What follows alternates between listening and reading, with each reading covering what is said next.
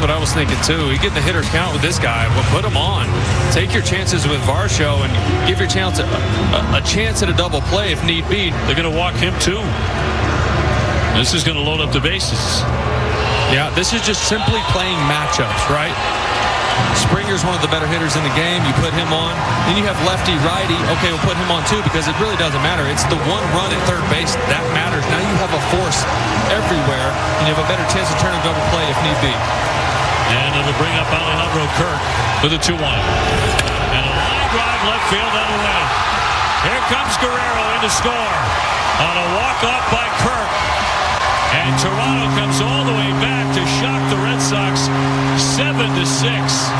And the Red Sox go from their best win of the year to their worst loss of the year. The very next night in 10, the Blue Jays with a stunner.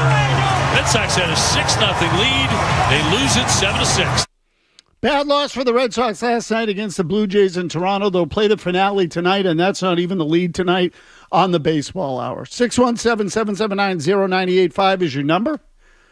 Feel free to call us frequently, early and often, as the saying goes. We'll take your calls on the Red Sox, the plight of the team, the state of the team, the importance or not of that defeat last night. I'll give you all that stuff. But I sort of operate this show, as everyone knows, with the standing theory that if something crosses your mind on the Red Sox, or a standing rule, that feel free to call. I'll accept, your thoughts on anything and everything. That's sort of the idea. I'll give you mine, or I'll give you a set of them at the beginning of every show. So the news at the beginning of the program tonight, Jim Murray, kind enough to leave it out of their headline, or the headline, so that I could tell you directly. Walker Buehler on his way back to Boston to have his shoulder examined. He's not recovered well from his last start, and now going back to Fenway Park, or to Boston, I should say, really, to get evaluated and have his shoulder assessed. And if that doesn't leave you holding your breath, it should, for obvious reasons.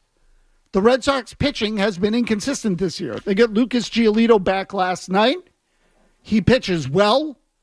We can certainly debate the overall line, 6 innings, 3 runs. You add it all up, it's an ERA of 4.5. I personally would submit that he pitched better than that. I would tell you that overall, I thought he looked pretty good. So there was a lot to hang your hat on with Lucas Giolito last night. Alex Cora himself said that if Giolito does that every time out, we're going to be in good shape. He's going to have a good year, and I agree. However, losing Buehler now creates another hole in the rotation. The idea is to have multiple guys pitching well at one time, and this is something the Red Sox have obviously struggled with. So Garrett Crochet was good in the last one. Buehler has been good. Now Giolito comes in. He pitched surprisingly well. And I try to say that without necessarily mocking him. But his last full year in the big leagues was not good. His outings in AAA were not good. There was hardly any reason to believe that all of a sudden he was going to come in and light the world on fire. Instead, he had a 6-0 lead last night. He left with the game 6-3. He should have his first Red Sox win today. He doesn't. Now, the Red Sox are going to need a lot more from him because Walker Buehler isn't with the team. So if you're asking me an opinion, do I think it's anything major? My guess is no. But anytime a pitcher's arm flares up, it almost always seems to end up on the injured list. If it doesn't, he at least misses a start. And in this case, that could be 10 days off, which again brings me back to the injured list. And it also means that you have to put someone else into the rotation now that Giolito's back, and that weakens you again. So the Red Sox need to go on some sort of run here. They need to rip off a stretch of games over a 2-week span where they go 10-4, or they go 11-3. They win 6 in a row, lose a couple, and then win 3 more in a row, 9 out of 11, whatever it is. In order to separate themselves from the pack, they need some sort of stretch like that. And I recognize there's a long time to go in the season. But I would also tell you that they also need to separate themselves from what they've been over the last 3, 4, 5 years. Call it 6, because it all started in 2019 when they went 84-78. Then they deconstructed. Then COVID hit. Then they had a good year in 21. And you know what? I don't need to go through it all with you again. You know what has happened. But what if I told you that a year ago, after 32 games, the Red Sox were 18-14? Right now, 17 and 15. They're actually a game worse than they were a year ago at this stage. And last year in the first half, overall, they were pretty good. I think at one point, Jimmy Stewart, our producer, Jimmy, I think last year, at one point, weren't they 10 games over? Yeah, that sounds right. I think they got 10 games over 500 at one stretch during the season and then faded. Now, if you tell me that this team is going to end up at 10 games over and then won't fade, and they end up winning 88 games and that gets them in the playoffs, then fine. That's about what we expect. And also, obviously, they can get reinforcements at the deadline, what have you. Right now, though, there are still too many occurrences of the Red Sox still being the team that they have been in past years, recent past years. And I would also tell you there's some alarming stuff with them regarding their lineup and overall performance at the moments it matters that should at least give you pause that everything is going to be okay and this is going to be a good season because it's already preordained. And I don't think it is. They were 10 games over at the All-Star break last year. Okay, so that was my recollection. July 14th. Yeah, that's at that point. Jimmy, do you have the actual record there by just out of curiosity? 53 and 43. Okay, 53 and 43. So, after 96, it's on pace to be, let's call it 16 over. They should have been, what is that going to translate? 89 and 73? They should have been like an 89 win team based on how that was going. They ended up 81 and 81 because they fell apart. This team right now is not on an 89 win pace. It's about 84.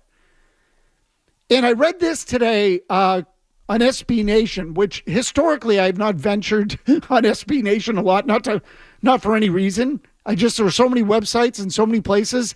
I tend to gravitate towards the sites that I feel like give me the best Red Sox coverage.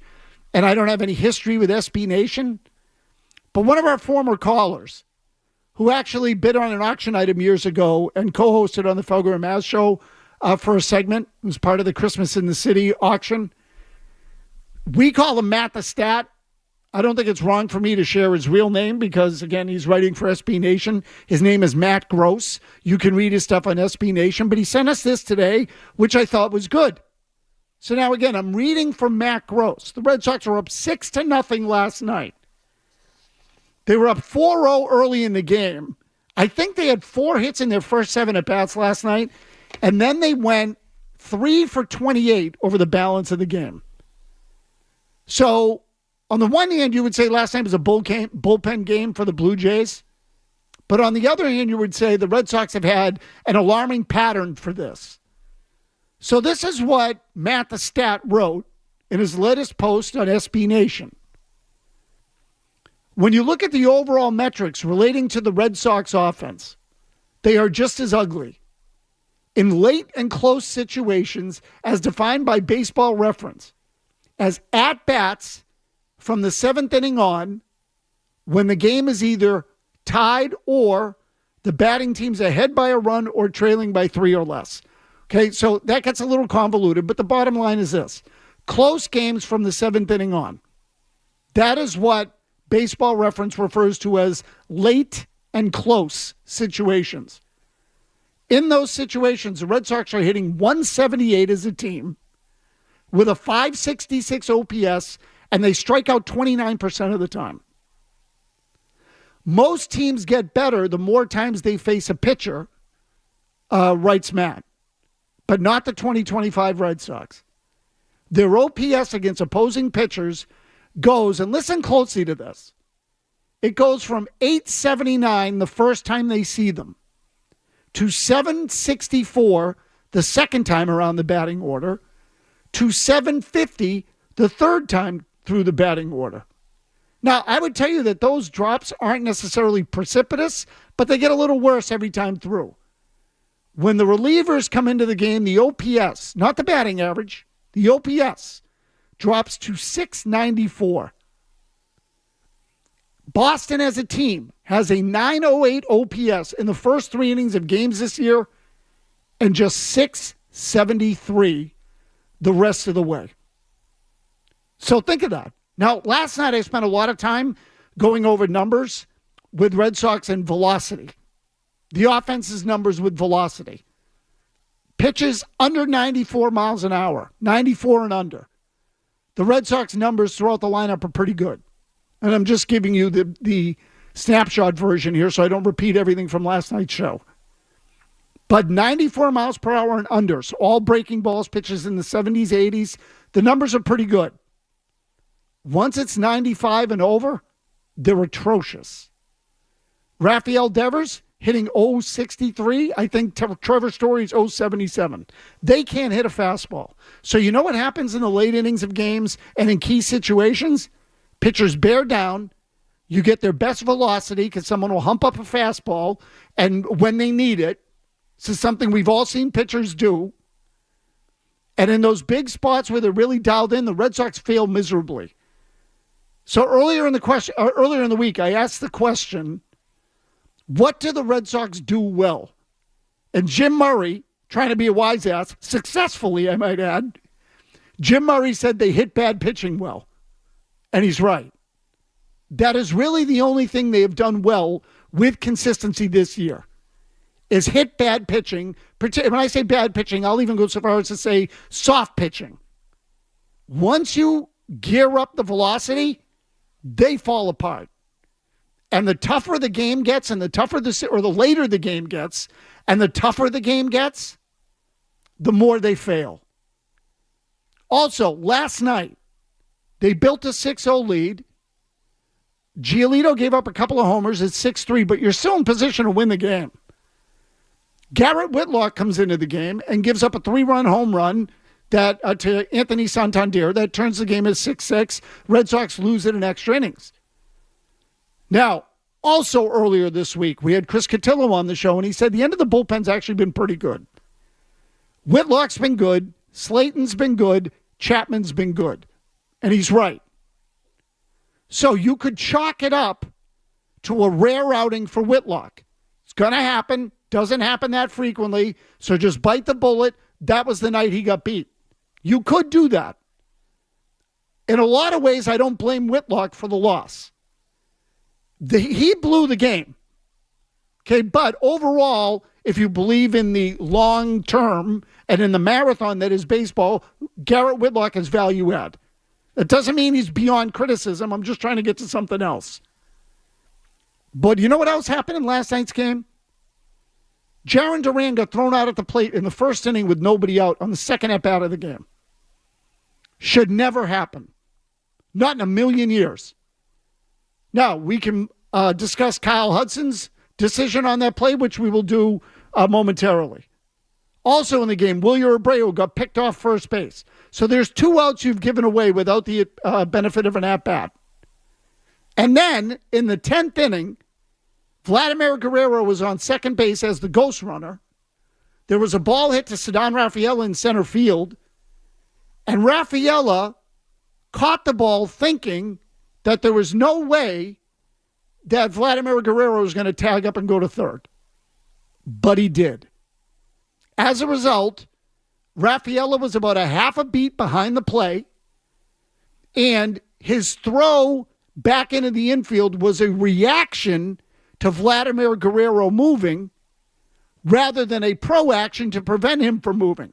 Does that make sense?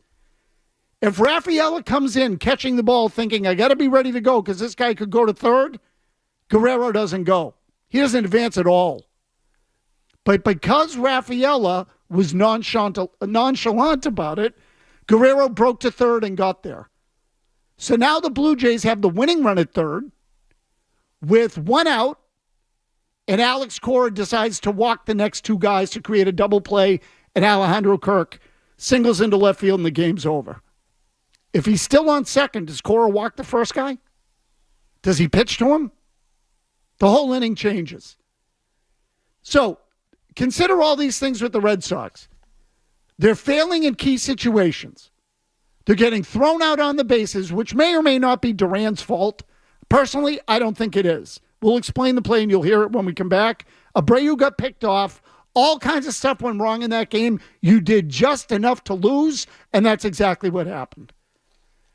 Again, Walker Buehler headed back to Boston, get his shoulder examined. The Red Sox try to avoid a series loss tonight with the Blue Jays. We'll take your calls next. This is the Baseball Hour on the Sports Hub.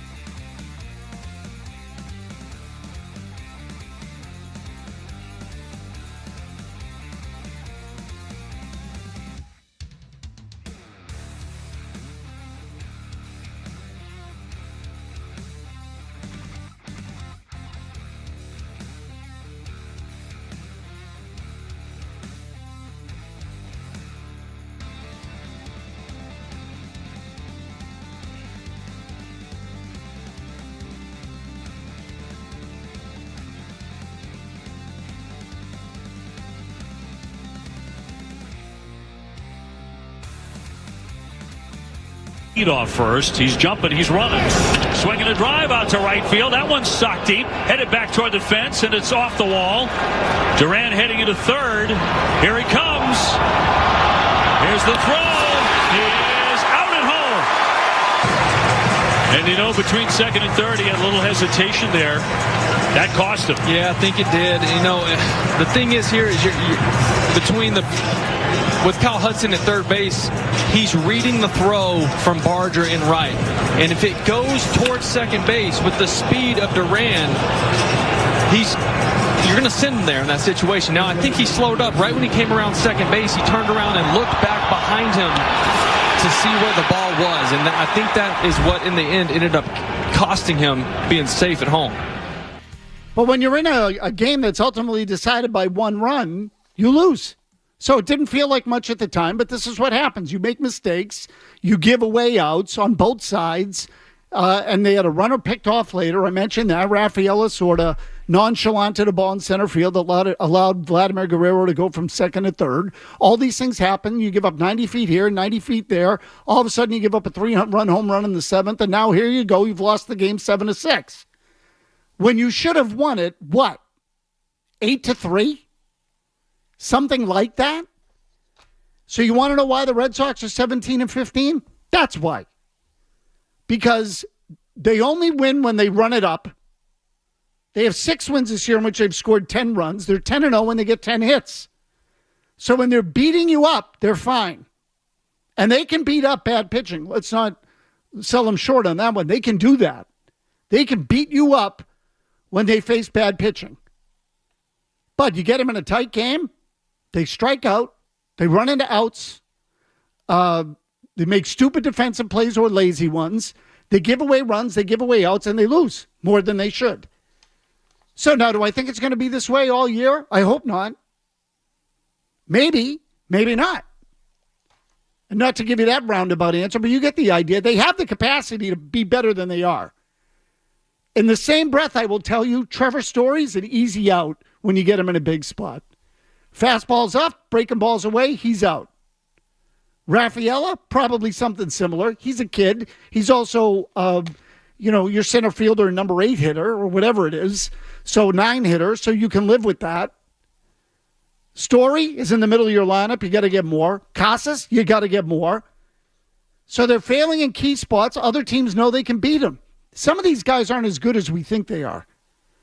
So it's a B team to begin with, and they're not even playing at a B level right now.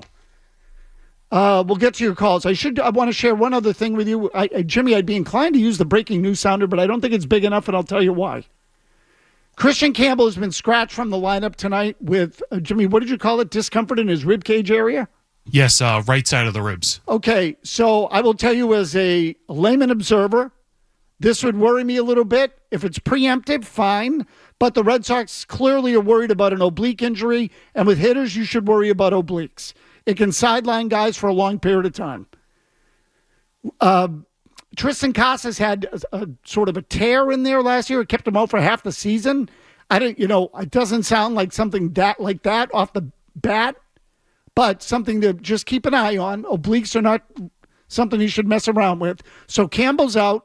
He was supposed to play center field. Refsnyder's now in left, and Duran has moved to center.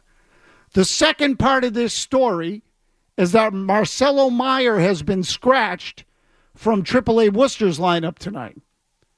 Now, the instinct, mine initially and Jimmy's as well, was that, oh, wait a minute, Campbell's out and they scratched Meyer, so Campbell's going on the IL and they're bringing up Meyer. That was my gut reaction, but apparently Meyer was scratched with some back stiffness. He could have played, but they're taking no chances. That's at least the official word coming out of Worcester. So I don't think Campbell might not be anything big, and it doesn't sound like Meyer's coming here. But just so you know what's going on, and as we all know, sometimes we don't always get told the exact truth. I know, cynical of me. But teams tell you things when they're ready to tell you. Sean in Colorado. Go ahead, Sean.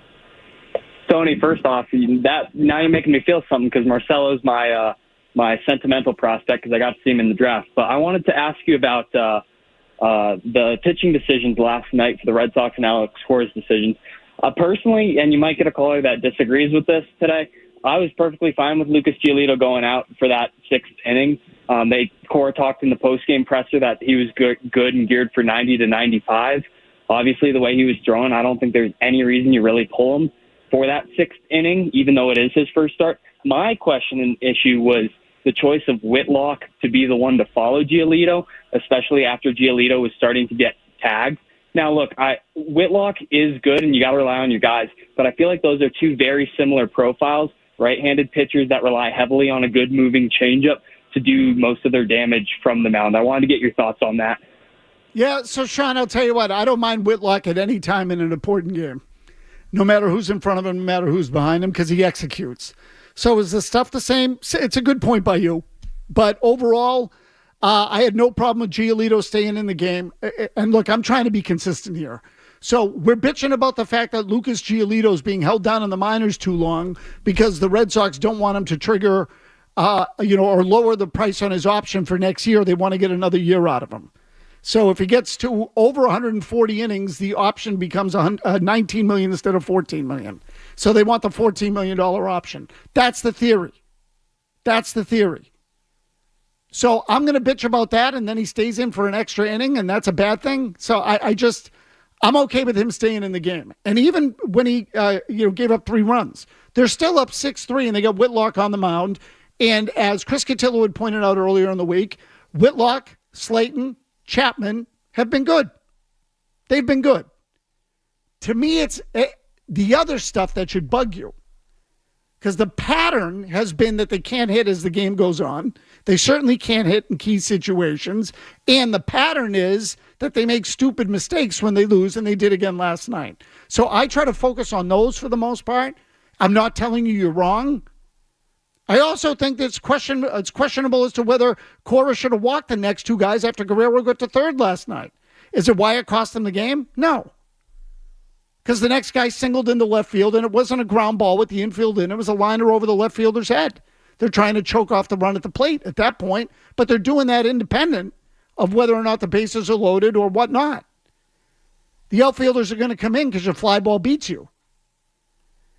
So had they walked in the run, it would have bugged me more. I, as a practice, don't like loading the bases when you don't have to. Last night, maybe they had to, but again, the Kirk single sort of made it all moot. Danny in a car. Danny, go ahead. Yeah, so Campbell was leading off first last night. Pickoff attempt, and it beams him right in the rib. Oh, right, exactly. After the dust settles, right, Vladdy's got the glove over his face. He's talking to him, and he's laughing his butt off, right? Again, they're still striking out too much, over 10 strikeouts. They don't hit when they need to hit. Buehler, potentially a huge loss. I don't think they had enough starting pitching, even going into the season. And let's just keep signing guys coming off of Tommy John surgery and see if they can make it through the year. Love you, Tony. Okay, so Danny, look, the Tommy John surgery, it's a legitimate point. He's had 2 of them, but the injury's in the shoulder. Now, if you want to believe that an elbow injury can turn into a shoulder injury, so be it. I don't. But some guys are injury prone. Buehler is. I'll tell you what I think the easy second guess is there.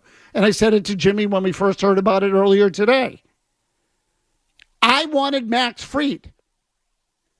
Max Fried is 5-0 with the Yankees. The team is 6-0 when he pitches. I wanted Max Fried, but Max Fried would have cost $230 million. The Red Sox decided to go with Walker Buehler on a 1-year, $21 million deal. Now, is that a good business decision? Maybe. Let's see what happens with Buehler. Maybe he comes back. But if injury concern is injury concern, I'll take the better pitcher every time. And what I like about Max Fried, and I've always liked about Max Fried, he throws strikes. He's not just a thrower. He's a pitcher, and he doesn't walk guys. So is it a big contract? Yes. You're a big market team, though. So the Yankees got him and you didn't. And you know what you could argue is the difference right now between the Yankees and the Red Sox? Max Fried. So to me, that's the second guess. When the bidding gets to a certain point and you back out or they go further, you've got to be willing to go further than them. That's what happens in those free agent pursuits. At the end of the day, it comes down to who wants the player more. You're going to put your money where your mouth is. Also, Fried's left-handed, so I like the balance in the rotation that way. That's another thing. Kevin Majori is your headlines here. Don't go anywhere. We'll continue with your calls when we come back. We'll also check in, given all the news, and the continued, I'd say, frustration of 500 play from the Red Sox. We'll speak with Ian Brown of MLB.com when we come back.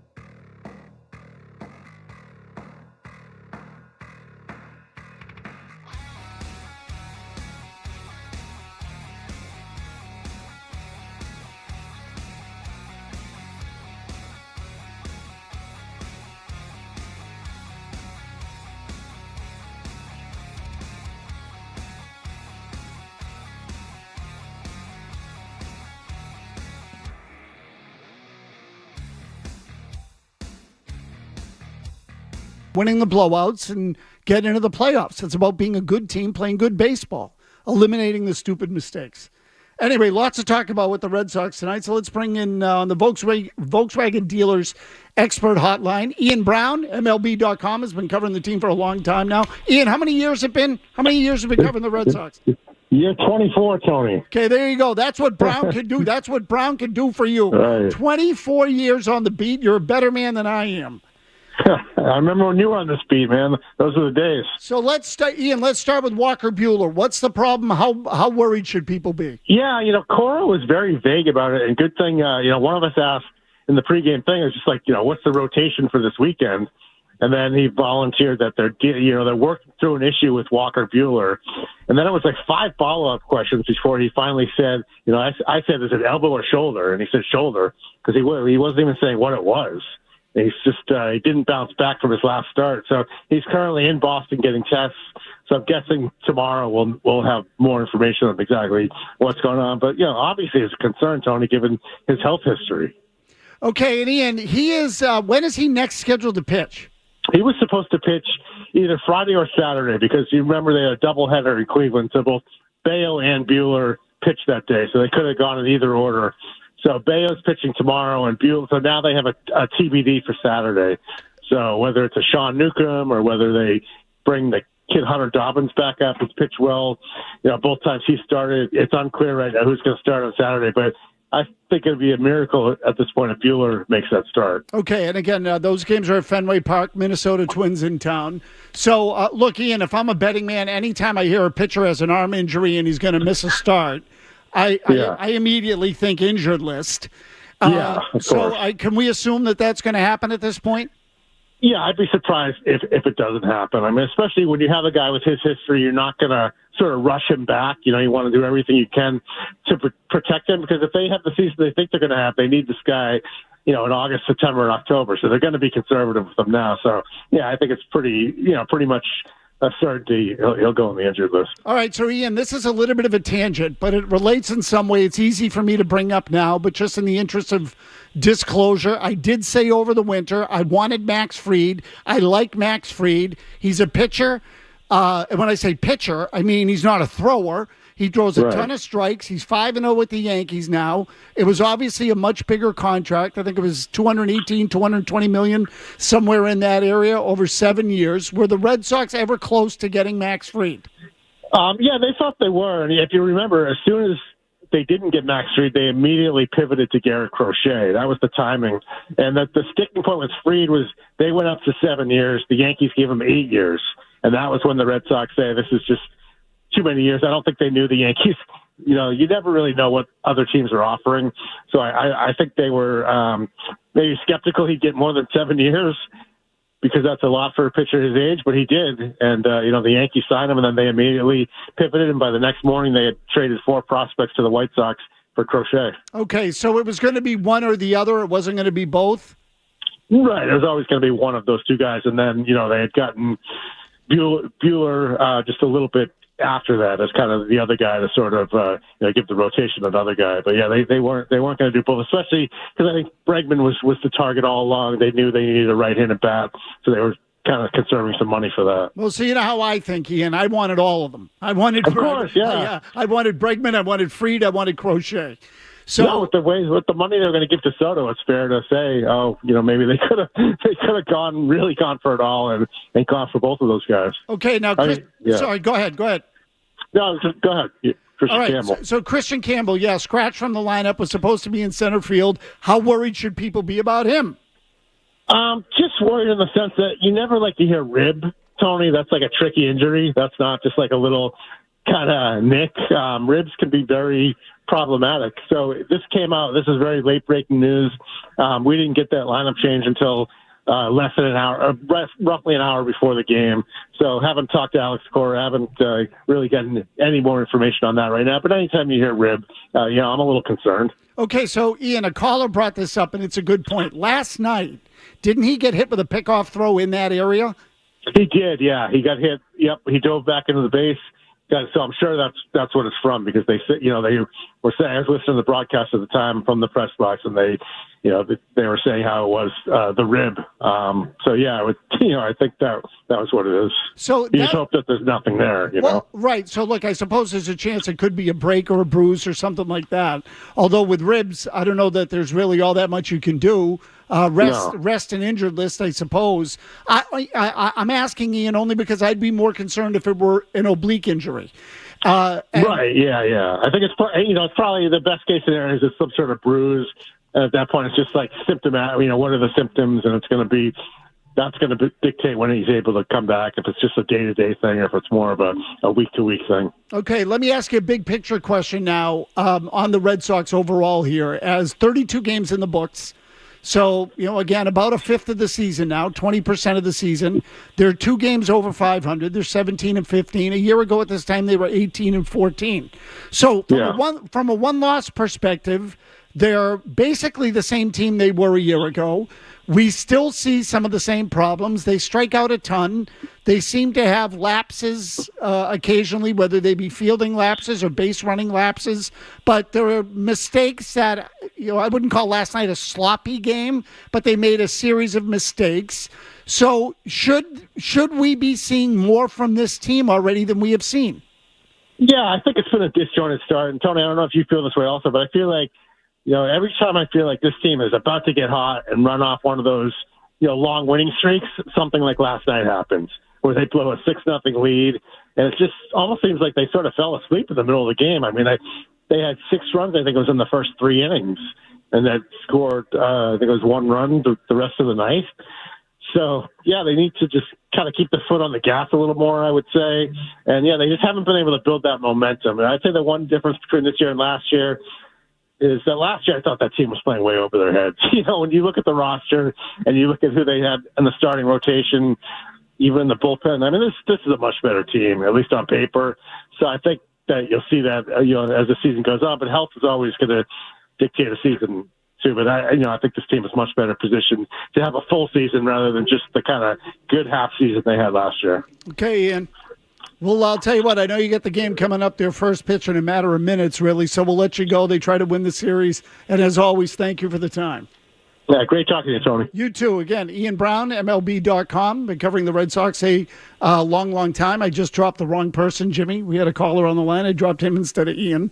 And it might have been Martin in Texas. So, Martin, if you want to call back, I'd be happy to talk to you. I'm a big believer in these win the series type of games. And in just the philosophy in general, it's you have to take a big picture approach with baseball. It's just the way it is. You're playing a game every day. You can't. There are some times where you have to, take the bullet for the longer term. The philosophy actually can work if it's implemented correctly. I'm not saying this is one of those nights. They should have already won this series, but you soften the impact of last night's loss if you win today. If you lose tonight, on the same day that Walker Buehler goes down, now it feels a lot worse. All of a sudden, it's you lost the game, you lost the series, and you lost a starting pitcher. You bounce back and come back and win. We're going to move on. We're going to keep going forward. Mental toughness and the grind of the season, all of that stuff matters, so you just keep going. We'll obviously learn more about Christian Campbell after the game as well. But to me, I put a lot of stock in these kinds of games. Series finale, 1-1. They have beaten you 4 out of 6 now this season.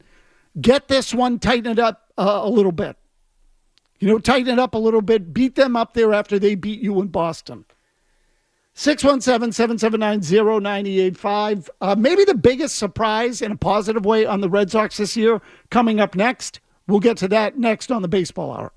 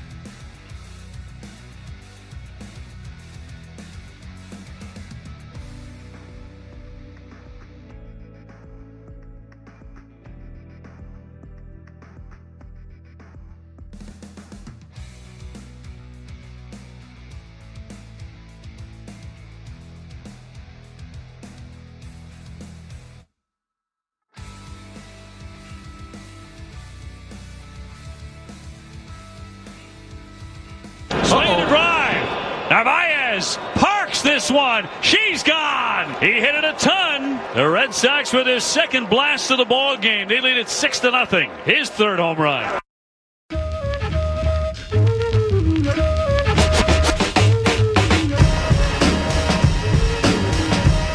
So if you're looking for a good development amid all this negativity, and I can provide a lot of it, let me admit that. Yeah, I tend to look at the problems. I'm sorry, I can't help you. It's just the way it is. What do you want me to do? Sit here and blow sunshine up your ass the whole time? I just can't do it. Yeah, things are good. They're fine. I know they're fine. I mean, they're really not fine, but you know what I mean. It's the same stuff. I get frustrated by sloppy, stupid stuff. And the Red Sox have made some sloppy, stupid mistakes all year, and they made some more last night. But Carlos Narvaez, I like. I do like him. I don't know if he can hit consistently. Let's see. As a catcher, he beats the pants off of Connor Wong. Way better catcher. I'll take that to start because overall their catching hasn't been great. They needed to do more there, but at least Narvaez is having a little bit of a payoff. He's good behind the plate. So that move I like. Defensively, he's significantly above average. And overall, as a result, he's an above average player at his position. Not by much. But if he hits some home runs and plays defense, the average can be 230. It really doesn't matter. For a catcher, that's good enough. And he's actually given him a little something. Cora has already said that the playing time is going to be something closer to 50-50 when Wong comes back, which I also like. So Wong is okay. I think they basically have two backup catchers, but I'd rather have Narvaez back there for more games than Wong. And I don't like the whole splitting time at catcher because it means to me that you don't have one. The Red Sox are a big market team. They should have a good catcher. John's in the car. John, what do you got? Quick comment, quick question, Tony. Sure. The comment. Duran, it should be drilled into his head that no hesitations on the bases. Tear ass around the bases. One mistake with his speed, and he scores. And if he's hesitating, then obviously he's going to reduce that chance. The question, Tony, those numbers you gave beginning of the show about the OPS, I'm assuming that puts him near the bottom of the league, and that's why you're saying it? Because how does they rate compared to the rest of the league? Well, so, John, it's a good question. I don't know. So I was going to venture to look at that. That's a little bit more of an involved research project. So I'm going to try to look that up tonight. It's a legit question by you. So we'll try to get an idea on that, and I'll see if I can have an answer for you later in the week. With regard to Duran, and I'm glad you brought it up, when he got thrown out at the plate in the first inning, I actually don't blame him, and I'll tell you why. Dave O'Brien said in the broadcast he let up a little between second and third. He did. It's because he assumed he wasn't going home. Now, you can blame him for that. You're not wrong. Run hard until they tell you until they tell you not to. So if you want to look at it that way, that's totally fine. But that doesn't mean the third base coach had to wave him in. So I know the throw went to second base, but there's nobody out. It's the first inning. It's literally the first hit of the game. When the throw went in towards second base is when he got the sign to pick it up again. If there's any doubt whatsoever, don't push the envelope in that situation. I put that one on the third base coach. There's no need to try to score there. I understand he read the throw to second and said, ooh, we can steal a run. But the risk wasn't worth the reward. And Duran was out easily. It wasn't close. I think the third baseman effed up. I don't think it was Duran. And I love Duran's speed too. Sometimes it's in between like that. When it's in between in that situation, you don't wave him in. So I think the third base coach, Kyle Hudson, I think he's the one who effed up. Joe Murray's got you next. He'll have you for the balance of the night. Kevin Majori gets you caught up on headlines. We'll catch you tomorrow. The Type Studios, the 18-time world champion.